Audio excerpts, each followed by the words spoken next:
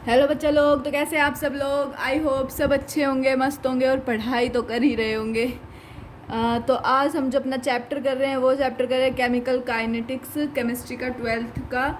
इस चैप्टर के अंदर हम पढ़ेंगे कि रिएक्शंस, ये इनके फॉर्मूलाज, बस इतना ही पढ़ेंगे, ज़्यादा डिटेल में नहीं जाएंगे क्योंकि मैं आपको पहले ही बता चुकी हूँ कि हम जो बिल्कुल टाइम नहीं है हमारे पास इतना ज़्यादा कि हम सब कुछ डिटेल में पढ़े, सारी डेरिवेशंस को पढ़े।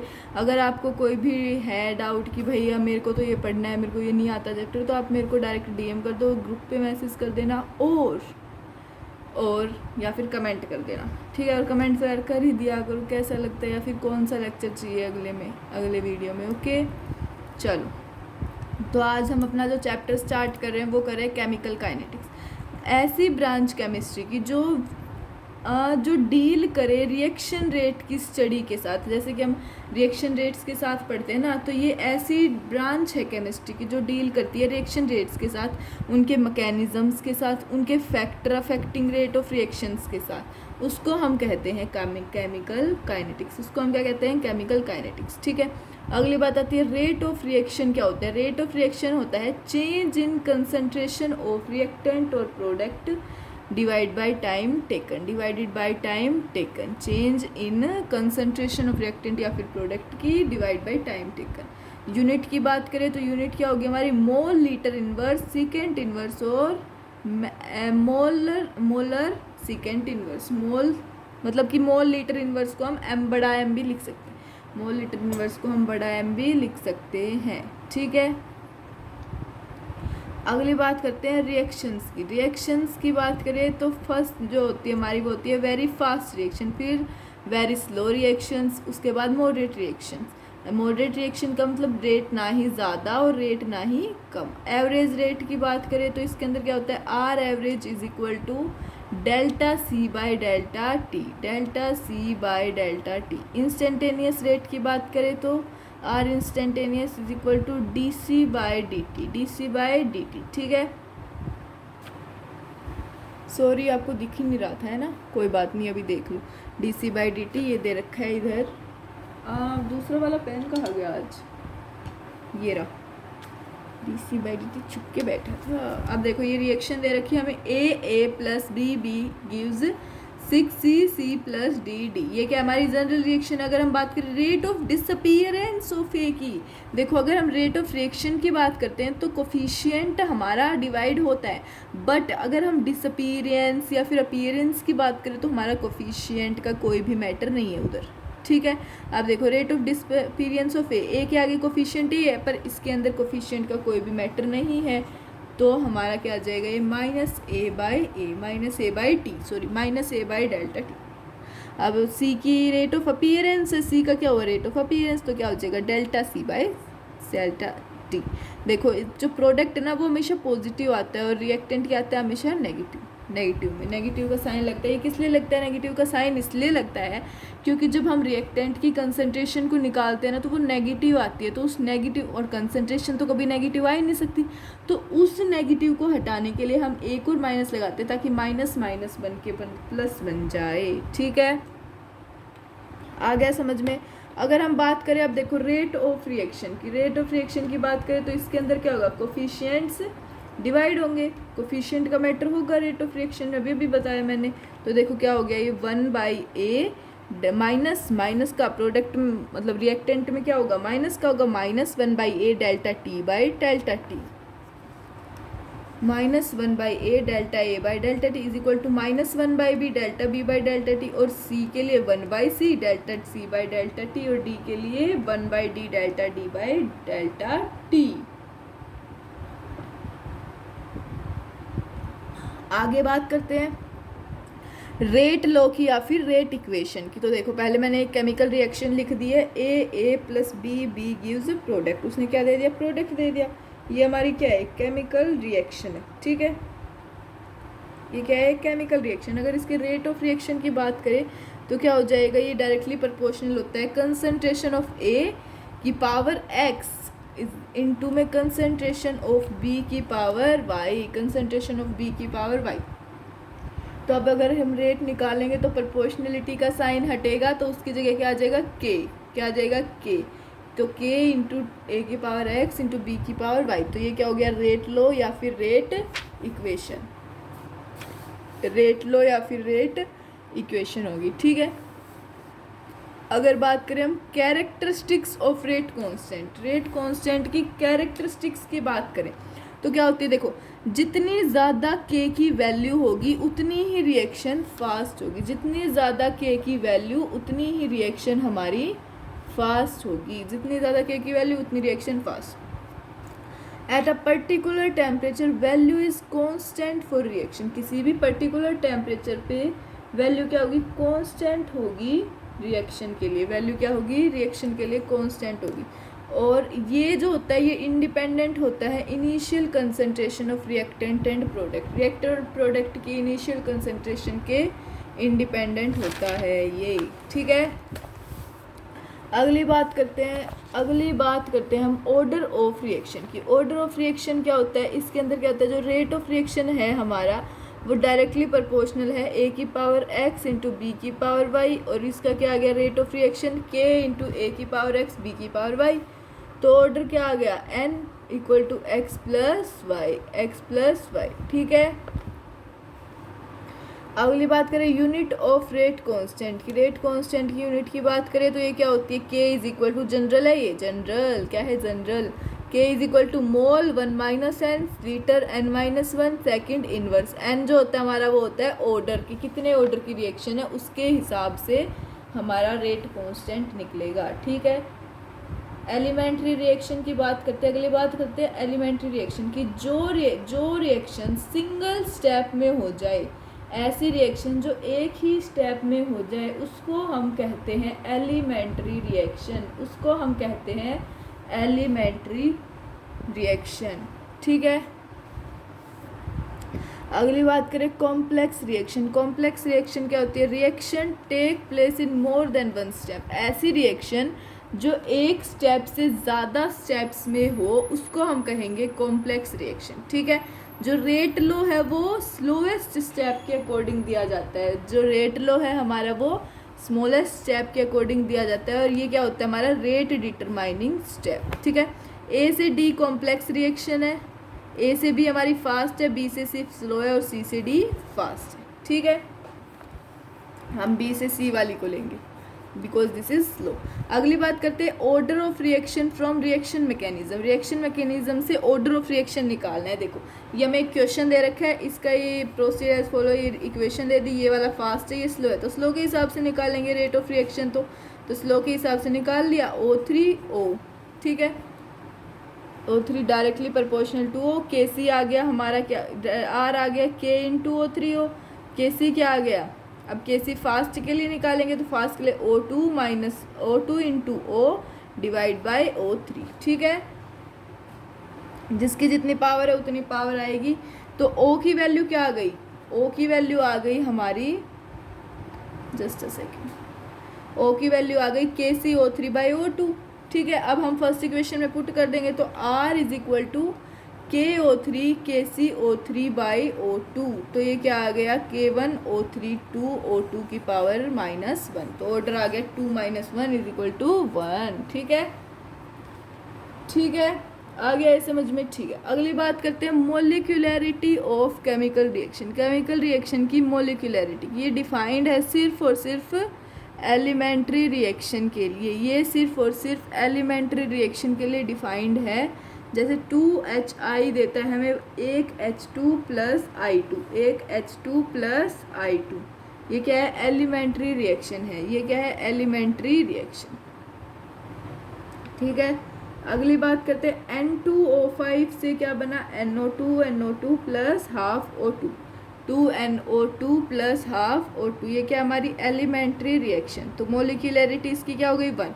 देखो इसकी कितनी है मोलिकुलरिटी, इसको मानेंगे ये 2, तो मोलिकुलरिटी भी 2 इसकी कितनी है, 1, इधर 1 है तो इसकी कितनी होगी मोलिकुलरिटी, 1 हो गई। ठीक है,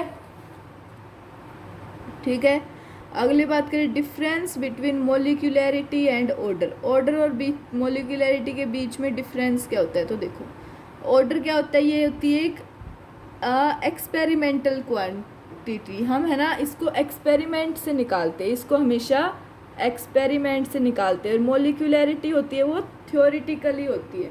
ये क्या है, एक थ्योरेटिकल कंसेप्ट है, इसको हम थ्योरी से निकालते मिलती है हमें। ये ऑर्डर जो है हमारा वो ज़ीरो भी हो सकता है, इवन भी हो सकता है, मतलब ज़ीरो भी हो सकता है और एक फ्रैक्शन भी हो सकता है। ऑर्डर हमारा ज़ीरो भी और फ्रैक्शन भी हो सकता है, पर मोलिकुलरिटी हमारी ज़ीरो नहीं हो सकती, वो नॉन इंटीजर हो सकती है। ठीक है, ये एप्लीकेबल है, जो ऑर्डर है हमारा वो एप्लीकेबल एलिमेंट्री के लिए भी और कॉम्प्लेक्स के लिए भी। बट मोलिकुलैरिटी के अंदर कॉम्प्लेक्स रिएक्शन का कोई भी मतलब नहीं है। मोलिकुलैरिटी के लिए कॉम्प्लेक्स का कोई भी मतलब नहीं है। कॉम्प्लेक्स रिएक्शन ऑर्डर के लिए, for complex reaction order that is given by slowest step, ये गिवन किससे होता है, कॉम्प्लेक्स के लिए स्लोएस्ट स्टेप से। ठीक है, और मोलिकुलैरिटी होती है वो क्या होती है, molecularity of slowest step is same as the overall order of reaction. मतलब कि मोलिकुलैरिटी बिल्कुल सेम होगी ऑर्डर के अगर वो स्लोएस्ट स्टेप में होती है। ठीक है, अगली बात करते हैं pseudo first order reaction. Pseudo first order reaction का मतलब होता है कि कोई रिएक्शन फर्स्ट ऑर्डर में नहीं है बट हमें वो फर्स्ट ऑर्डर में दिख रही है, नकली दिख रही है, नकली रिएक्शन, तो उसको हम कहेंगे सूडो फर्स्ट ऑर्डर रिएक्शन।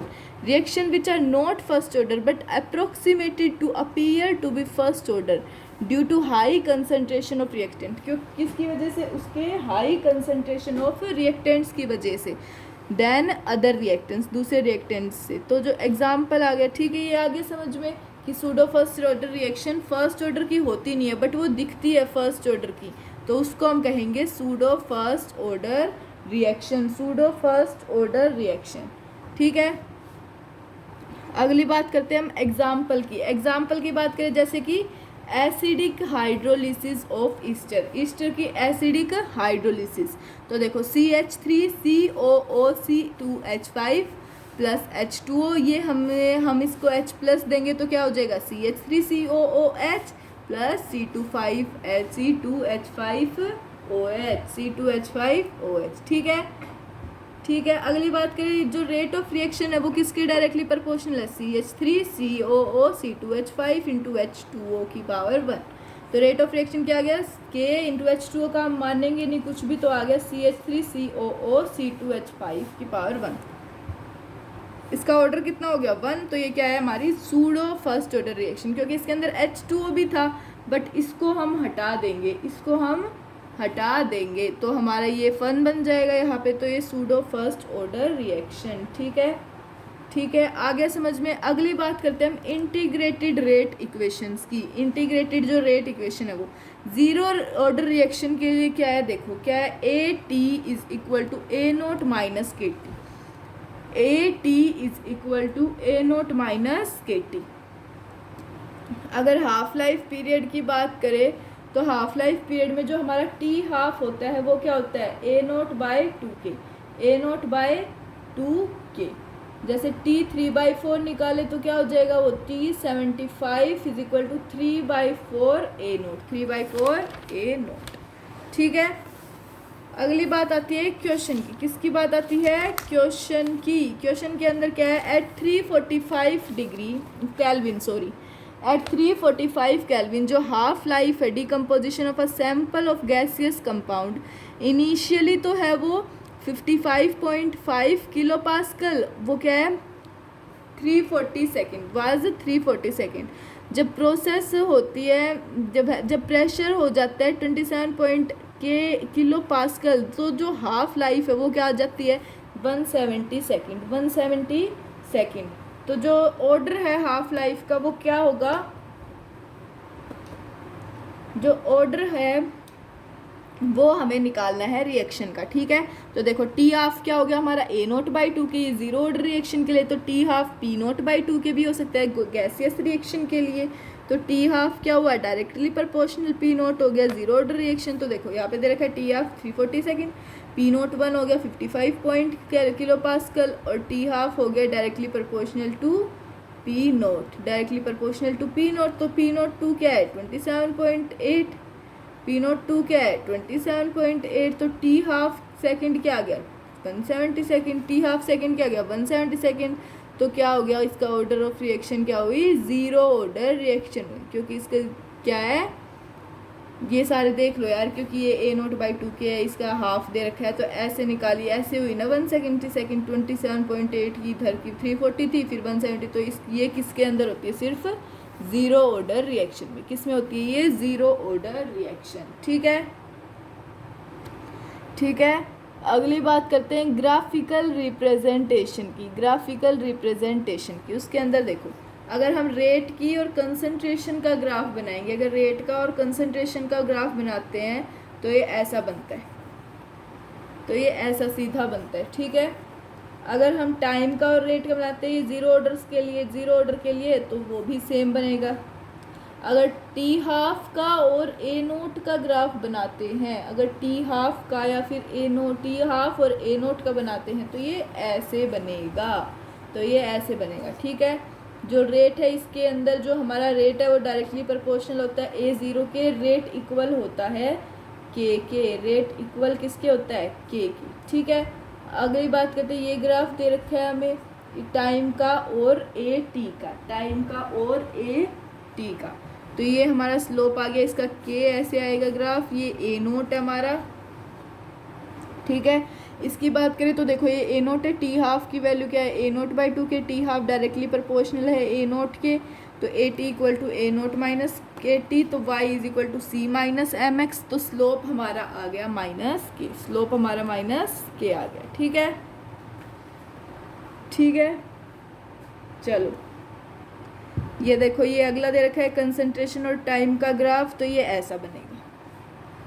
अगली बात करते हैं फर्स्ट ऑर्डर रिएक्शन की, फर्स्ट ऑर्डर रिएक्शन की। तो फर्स्ट ऑर्डर रिएक्शन के अंदर क्या है, A naught is equal to A naught, A T is equal to A naught E की power minus K T, A naught is equal to A T, A naught sorry, देखो first order reaction क्या है, A T is equal to A naught E की power minus K T. ठीक है, तो इसके अंदर जो के होता है हमारा, वो होता है 2.303 divide by T log 10 a by A minus x, log 10 a by A minus x. तो ए से लेके बी तक टी की value 0, A note 0 A minus x into A T, ये क्या आ गया हमारा एक्स, ये क्या आ गया हमारा एक्स। ठीक है, हाफ लाइफ पीरियड क्या होता है फर्स्ट ऑर्डर रिएक्शन के लिए, फर्स्ट ऑर्डर रिएक्शन के लिए हाफ लाइफ पीरियड जो होता है वो होता है हमारा 0.693 बाई के, 0.693 बाई के। इसके एग्जाम्पल है जैसे कि सारी की सारी रेडियो एक्टिव डीके रिएक्शंस, सारी की सारी radio active decay reactions, hydrogenation of ethene, ethene का हाइड्रोजनेशन, जैसे CH2 double bond CH2, CH2 double bond CH2 plus H2O plus H2O, तो ये क्या हो गया CH3 इथेन, CH3 इथेन। तो डीकम्पोजिशन ऑफ N2O5। अगला आता है डीकम्पोजिशन ऑफ N2O5, तो N2O5 से क्या बनाएगा 2NO2 plus half O2, 2NO2 plus half O2। ठीक है, अगली बात करें decomposition of H2O2, decomposition of H2O2, तो H2O2 से क्या बनाया ये H2O plus half O2, H2O plus half O2। ठीक है, H2O2 हमारा क्या हो गया हाइड्रोजन पर ऑक्साइड, हाइड्रोजन पर ऑक्साइड। ठीक है, अगली बात करते हैं ग्राफिकल रिप्रेजेंटेशन की, किसकी बात करते हैं ग्राफिकल रिप्रेजेंटेशन की। तो इसके अंदर क्या है रेट और कंसंट्रेशन की, किस कंसंट्रेशन का ग्राफ है सबसे पहला, उसके अंदर देखो रेट और कंसंट्रेशन का ग्राफ ऐसे बनेगा, फिर उसके बाद एटी का और टाइम का है तो फिर ये यू। ठीक है, रेट डायरेक्ट प्रोपोर्शनल है ए के, तो एट टी इक्वल टू 0 क्या हो गया A T equal to A naught, तो ये ऐसे। फिर रेट का और टाइम का ग्राफ ये भी ऐसा आया हमारा के ई नोट, तो रेट क्या हो गया के ए टी, तो ये इक्वल आ गया के ए नोट ई की पावर माइनस के टी, के ए नोट ई की पावर माइनस के टी। ठीक है, चलो इसके बाद ये आता है ग्राफ हमारा टी हाफ का और ए नोट का। अगर इन दोनों का ग्राफ बनाए तो ये ऐसा होगा, इसका जो टी हाफ होगा वो होगा 0.693 बाई के। ठीक है, नेक्स्ट ग्राफ की बात करें तो ln ए और टाइम का ग्राफ, log ए और टाइम का ग्राफ, तो वो ऐसा बनेगा जिसका स्लोप नेगेटिव में आएगा, जिसका स्लोप नेगेटिव में आएगा तो माइनस के आएगा इसका slope. ln a naught by A T is equal to K T, तो ln a naught is minus ln a t is equal to K T, तो ln a t minus ln a t is equal to ln a naught minus K T, तो y equal to M X plus C plus M X. ठीक है, next graph की बात करें, log a naught by A T और time, log a naught by A T by time. इसका graph ऐसे बनेगा, तो K T equal to 2.303 log a naught by A T, तो log a naught by A T कितना आ गया, directly proportional to T, directly proportional to T. ठीक है ठीक है, तो अगली बात करते हैं हम अमाउंट ऑफ रिएक्शन। किसकी बात करते हैं, amount of reaction left over after n half lifes. n half lifes के बाद में हम बात करते हैं अमाउंट ऑफ रिएक्शन जो बच जाए, जो अमाउंट ऑफ रिएक्शन बच जाती है उसकी। तो देखो क्या होता है, देखो ए नोट से अगर ए नोट बाई 2 जाए तो टी हाफ होता है हमारा 100 से क्या बन जाता है 50 ग्राम, 100 ग्राम से 50 ग्राम, फिर 100 से 25 ग्राम टी हाफ फिर से होता है, तो ए नोट बाई 4 हो जाता है, तो ए नोट बाई 4 हो जाता है हमारा। फिर उसके बाद वापस से टी हाफ होगा तो 12.5 हो जाएगा, और A naught by 8, A naught by 8। ठीक है ठीक है, अगली बात आती है amount of reactant left after n half life. कितना है अमाउंट ऑफ रिएक्टेंट लेफ्ट बच जाते हैं n हाफ लाइफ के बाद। इसका जनरल जो फॉर्मूला है वो क्या है, ए नोट बाई 2 की power n, A naught by 2 की पावर n। ठीक है, अगली बात करें टी 75% की, तो क्या आ जाएगा 2 into T half, 2 into T half, तो 87.5% क्या आ जाएगा T 3 into T half, 3 into T half, और T 99.9% 10 into T half, 10 into T half. ठीक है, अगली बात करते हैं डिग्री ऑफ डिसोसिएशन अल्फा की, डिग्री ऑफ डिसोसिएशन अल्फा की, तो क्या हो गया alpha is equal to 1 minus E की power minus K T, alpha is equal to 1 minus E की पावर माइनस के टी। ठीक है, अगली बात करें एवरेज लाइफ की, तो एवरेज लाइफ क्या होता है, टाइम ऑफ एवरेज टाइम, तो time in which 63.21% reacted converted reactant converted to product, 63.2% reactant converted to product, तो होता है हमारा एवरेज लाइफ। तो टी एवरेज क्या गया 1 by K is equal to 1 by 0.693 into T half, 1 by 0.693 into T half, तो ये क्या आ गया 1.44 टी हाफ, 1.44 टी हाफ। ठीक है, अगर बात करें अब हम nth ऑर्डर रिएक्शन की, किसकी बात करें nth ऑर्डर रिएक्शन की, तो इसके अंदर जो हमारा n है वो ग्रेटर देन और इक्वल टू 2 होता है, ग्रेटर देन इक्वल टू 2, तो रेट क्या आ गया k a की पावर n, k a की पावर n, तो k की वैल्यू आ गई 1 by n minus 1 into T into 1 by a t से लेके n माइनस 1, मतलब a t की power n minus 1 minus a naught की power n minus 1 by A naught की पावर n माइनस 1, तो टी हाफ क्या आ गया directly proportional to 1 by A naught की power n minus 1, 1 by A naught की power n minus 1। ठीक है, अगली बात करें numericals in terms of pressure, terms of pressure के टर्म्स में न्यूमेरिकल्स क्या होगी, first order reaction, first order reaction के लिए तो देखो ए ग्राम गिव्स देता है हमें, क्या देता है बी प्लस सी, तो टी इक्वल टू 0 पे पी नोट, फिर बी पे 0, फिर सी पे 0, टी इक्वल टू टी पे पी नोट माइनस एक्स, फिर एक्स, फिर एक्स। गैसेस के लिए क्या हो गया P V equal to N R T, P is equal to N by V R T, और P equal to C R T, C किसके डायरेक्टली प्रोपोर्शनल है पी के। ठीक है, के क्या दे रखा है 2.303 by T log P note by P T, और के है हमारा 2.303 by T into log P note by P naught minus x, log P note by P naught minus x. ठीक है, अगली बात करते हैं हम factor affecting rate of reaction, factor affecting rate of reaction की, तो क्या बात करते हैं कंसंट्रेशन ऑफ रिएक्टेंट, रिएक्टेंट की कंसंट्रेशन की, तो क्या होता है हमारा रेट ऑफ रिएक्शन क्या है डायरेक्टली प्रोपोर्शनल है कंसंट्रेशन की पावर n की, rate of reaction directly proportional है कंसंट्रेशन की पावर n की। एक्सपोजर ऑफ लाइट क्या होता है, तो फोटोकेमिकल रिएक्शन रेट के लिए डायरेक्टली प्रोपोर्शनल होता है ये इंटेंसिटी ऑफ लाइट। जो फोटोकेमिकल रिएक्शन रेट होता है ना, वो इंटेंसिटी ऑफ लाइट की डायरेक्टली प्रोपोर्शनल होता है, ठीक है। अगली बात करते हैं nature of reactant and product. Reactant और प्रोडक्ट के नेचर्स की बात करते हैं तो तो क्या होता है, generally ionic reaction in aqueous solution. Generally जो आयनिक रिएक्शन होता है एक्वस मीडिया में वो फास्ट होता है, रिएक्शन इन्वॉल्विंग कोवलेंट मॉलिक्यूल्स के, वो फास्ट होता है रिएक्शन इन्वॉल्विंग कोवलेंट मॉलिक्यूल्स के, ठीक है। जो रिएक्शन इन्वॉल्व होती है कॉम्प्लेक्स रिएक्टेंट या फिर प्रोडक्ट में, वो अकर होती है स्लो रेट पे। वो किस पे अकर होती है, स्लो रेट पे, ठीक है।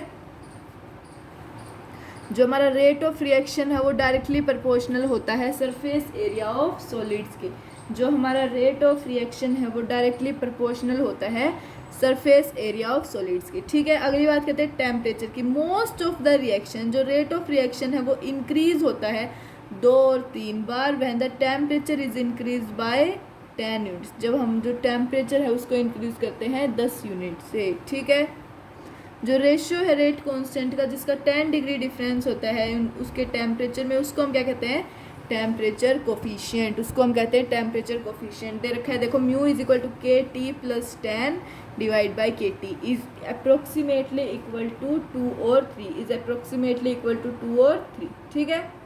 अब देखो K T 2 by K T 1 is equal to mu की power delta T by 10, mu की पावर डेल्टा टी बाई 10। तो के टी 2 क्या आ गया, rate constant and temperature T2, rate constant at temperature T2। K T1 क्या आ गया, rate constant at temperature T1। तो डेल्टा T क्या है, T2 माइनस T1, ठीक है। जो डिपेंडेंस है रेट कांस्टेंट की ऑन टेम्परेचर वो क्या है, अर्हेनियस इक्वेशन से दी गई है। जो डिपेंडेंस है रेट कांस्टेंट की टेम्परेचर पे वो किसके द्वारा दी गई है, अर्हेनियस इक्वेशन से। तो K इज इक्वल टू ए ई की power minus E A by R T. के इज इक्वल टू ए ई की power minus E A by R T. ये क्या है हमारा, के ए क्या होता है, अर्हेनियस कांस्टेंट, ई ए होता है एक्टिवेशन एनर्जी, आर होता है gas constant 8.314 joule kelvin inverse mole inverse और 2 केल्विन इनवर्स मोल इनवर्स, ठीक है। ये क्या होता है, log K2 by K1 equal to E A by 2.303 R into 1 by T1 minus 1 by T2, 1 by T1 minus 1 by T2, ठीक है। अगली बात करते हैं इफेक्ट ऑफ कैटलिस्ट की। किसकी बात करते हैं, इफेक्ट ऑफ कैटलिस्ट की। तो कैटलिस्ट कैसे टाइप के होते हैं, एक पॉजिटिव होता है एक नेगेटिव होता है। कैटलिस्ट 2 टाइप के होते हैं, एक पॉजिटिव कैटलिस्ट, एक नेगेटिव कैटलिस्ट। इसके अंदर जो रिएक्शन रेट ऑफ रिएक्शन है वो ज़्यादा होती है पॉजिटिव वाले में, और नेगेटिव वाले में रेट ऑफ रिएक्शन क्या होती है, कम होती है। एक सब्सटेंस है जो ऑल्टर करता है रेट ऑफ रिएक्शन को, बिल्कुल उसके मास और केमिकल कंपोजिशन को चेंज किए बिना, तो उसको हम कहते हैं कैटलिस्ट। ऐसा सब्सटेंस जो रेट ऑफ रिएक्शन को ऑल्टर कर दे, तो ना ही उसका मास चेंज करे ना ही उसका केमिकल कंपोजिशन चेंज करे, उसको हम कहते हैं कैटलिस्ट, ठीक है। और ये कैटलिस्ट जो होता है ना, वो गिब्स एनर्जी ऑफ रिएक्शन को ऑल्टर नहीं कर सकता। Catalyst Gibbs energy of reaction को ऑल्टर नहीं करता, ठीक है। और हाँ, ये नॉन स्पॉन्टेनियस रिएक्शंस को भी कैटलाइज नहीं कर पाता, ये नॉन स्पॉन्टेनियस रिएक्शंस को भी कैटलाइज नहीं कर पाता। और ये क्या करता है, डिक्रीज करता है एक्टिवेशन एनर्जी ऑफ रिएक्शन को। एक्टिवेशन एनर्जी ऑफ रिएक्शन को क्या करता है, डिक्रीज करता है, ठीक है। जो Kc बाई के है वो क्या है, Kc का मतलब विद कैटलिस्ट और K मतलब विदाउट कैटलिस्ट। क्या आ गया, ई की power E A minus E A C by R T, E की power E A minus E A C by R T, ठीक है। ये किसके इक्वल हो गया, ये इक्वल हो गया log Kc by K is equal to delta E by 2.303 R T, delta E by 2.303 by R T, ठीक है। अगली बात आती है कोलिजन थ्योरी। कोलिजन थ्योरी में मैंने डायरेक्ट फॉर्मूला लिख रखा है, मैं फिर से बता रही हूँ आपको, मैं आपको कोई भी डेरिवेशन सोल्व नहीं करवा सकती क्योंकि इतना टाइम नहीं है कि मैं आपको डिटेल में कुछ भी पढ़ाऊँ या फिर सारी की सारी एक की एक बड़ी बड़ी डेरिवेशन सोल्व करवाऊँ, ठीक है। तो अभी इतना ही करवा रही हूँ आपको, अगर किसी में भी डाउट है तो आप पूछ सकते हो। तो जो हमारा z होता है इसके अंदर वो क्या होता है, कोलिजन फ्रीक्वेंसी। z हमारा क्या होता है, कोलिजन फ्रीक्वेंसी। और किसी भी कोलिजन को इफेक्टिव बनाने के लिए कुछ दो फॉलोइंग फैक्टर चाहिए, वो होते हैं, फर्स्ट क्या होता है, एनर्जी बैरियर। फर्स्ट क्या होता है, एनर्जी बैरियर। सेकंड होता है ओरिएंटेशन बैरियर। सेकंड वाला कौन सा है, ओरिएंटेशन बैरियर, ठीक है। बात करते हैं एनर्जी बैरियर की।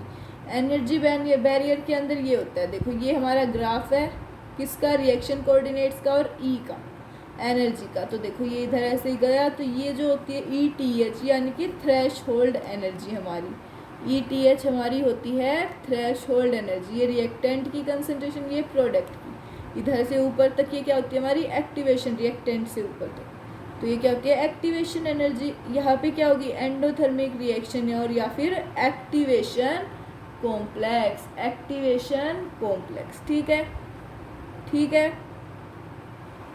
ये क्या है, ये हमारी है एच आर, ये क्या है एच आर, मतलब कि enthalpy of reactant, enthalpy of reactant. और एच पी क्या है हमारी इधर, enthalpy of product, enthalpy of product, ठीक है।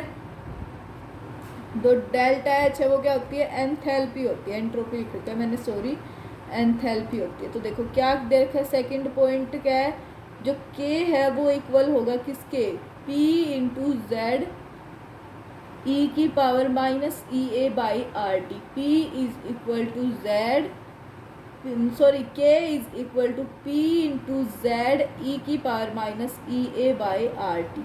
तो z क्या हो गया हमारा, कोलिजन फ्रीक्वेंसी। z हमारा क्या हो गया, कोलिजन फ्रीक्वेंसी। तो p किसके इक्वल है, स्टीरिक। p क्या होता है, स्टीरिक फैक्टर या फिर प्रोबेबिलिटी फैक्टर। p किसके इक्वल होता है हमारा, स्टीरिक फैक्टर के या फिर प्रोबेबिलिटी फैक्टर के। तो क्या करते हैं, इसको कंसिडर करते हैं ओरिएंटेशन। इसको क्या कंसिडर करते हैं, ओरिएंटेशन। देखो k दे रखा है, k इक्वल टू, अर्हेनियस इक्वेशन क्या थी, k इज इक्वल टू ए की पावर a इंटू ई की power minus A by R T. तो a क्या आ गया, p इंटू जेड। a क्या है हमारा, p इंटू जेड, तो p क्या आ गया, a by Z, a by Z, ठीक है। देखो ये कुछ फॉर्मूलाज लिख रखे हैं मैंने। फॉर्मूलाज क्या है, तो डेल्टा जी जो होता है वो होता है हमारा, एक मिनट रुकना बेटा, हाँ देखो जो डेल्टा जी होता है वो किसके इक्वल होता है, delta G note plus 2.303 R T log 10 Q. तो क्यू क्या है, रिएक्शन क्योशेंट। क्यू क्या है हमारा, रिएक्शन क्योशेंट। तो इक्विलिब्रियम पे जो डेल्टा जी है वो 0 है और क्यू क्या है, के इक्विलिब्रियम। क्यू क्या है, के इक्विलिब्रियम, ठीक है। डेल्टा जी की वैल्यू क्या आ गई, माइनस 2.303 आर टी लॉग के equilibrium, minus 2.303 R T log 10 के इक्विलिब्रियम, ठीक है। आ गया समझ में, चलो अगली बात आती है first order parallel reaction. First order parallel reaction, तो ये क्या होती है, A T is equal to A naught E की power minus K one plus K two into T. A T is equal to A naught into E की power minus K one plus K two into T. तो E A effective क्या आ गया हमारा, E A one K one plus E A to के to divide by K one plus K to divide by K one plus K to, ठीक है। अगली बात करें बी टी की, तो ये क्या हो जाएगा, K one into A naught divide by K one plus K two, K one into A naught divide by K one plus K two, तो इंटू 1 माइनस ई की power minus K one plus K two into T. 1 minus E की power minus K one plus K two into T. C T क्या हो गया, K two into A naught divide by K one plus K two into 1 minus E की power minus K one के two plus T, के one plus K to T, ठीक है। आ गया समझ में। तो ये देखो ये हो गया हमारा ए टी क्या हो गया, ए नोट इंटू ई की power minus K1 plus K2 into T, A naught E into E की power minus K1 plus K2 into T. ठीक है, ए से अगर बी बनेगा तो K1, ए से सी बनेगा तो K2, तो B T divide by C T आ गया K1 bye K2, K1 bye K2। ठीक है, अब बात करें परसेंट डिस्ट्रीब्यूशन की। परसेंट डिस्ट्रीब्यूशन कैसे होगा, तो देखो परसेंट अगर बी की निकालनी है तो हो जाएगा K1 by K1 plus K2 into 100%, K1 plus K1 divide by K1 plus K2 into 100%। ठीक है, अगर परसेंट सी की निकालनी है तो K2 by K1 plus K2 into 100%, K2 divide by K1 plus K2 into 100%। ठीक है, अगली बात करें फर्स्ट ऑर्डर सीक्वेंशियल रिएक्शन। ये जो हमारी है ये लास्ट है फर्स्ट ऑर्डर सीक्वेंशियल रिएक्शन। इसके अंदर देखो ए से बी बनेगा तो K1, बी से सी बनेगा तो K2। ये क्या, बी क्या होता है हमारा इंटरमीडिएट, बी हमारा होता है इंटरमीडिएट। तो minus D A by D T क्या हो गया, rate of approach of A, rate of approach appearance of A, sorry appearance of A. तो ये क्या आ गया K1 into A, rate of appearance of C, तो K2 into B, K2 into B, तो K2 इंटू बी, तो D B by D T क्या हो गया K1 A minus K2 B, K1 A minus K2 B. ठीक है, ये क्या है, rate of approach of B, rate of approach appearance of B, rate of appearance of B. ठीक है, ठीक है, लास्ट जो हमारा आता है वो आता है कुछ लॉग की वैल्यू। हमारा जो ये चैप्टर है वो ख़त्म हो चुका है, कुछ लॉग्स की वैल्यू आती है। जैसे रिमेंबर हमें याद करनी है कि log 0 की, log 10 1 की वैल्यू क्या होती है 0, log 2 की वैल्यू 0.3010 जो अप्रोक्सीमेटली इक्वल होती है 0.3 के, log 10 3 की वैल्यू 0.477 जो अप्रोक्सीमेटली इक्वल होती है 0.5 के, log 10 5 की वैल्यू क्या होती है 0.698 जो डायरेक्टली जो अप्रोक्सीमेटली इक्वल होती है 0.7 के, log 10 7 की 0.845, log 10 6 की log 10 इंटू 2 इंटू 3 कर सकते हैं तो log 2 प्लस log 3, और log 10 10 की वैल्यू होती है हमारे पास, एक मिनट, log 10 10 की वैल्यू होती है 1, log 10 10 की वैल्यू क्या होती है 1 होती है। ठीक है, चलो ये वैल्यूज़ आपको याद करनी है log की। और हमारा जो ये चैप्टर है केमिकल काइनेटिक्स वो ख़त्म हो गया है, इस चैप्टर के अंदर इतना ही है। तो ठीक है बच्चों, मिलते हैं अब हम अपनी नेक्स्ट क्लास में, तब तक पढ़ाई करते रहे। हाँ, चैनल को सब्सक्राइब लाइक शेयर करके जाना और कमेंट में बताना कि कैसा लगा और नेक्स्ट चैप्टर बताना। ठीक है, चलो tata bye bye, thank you.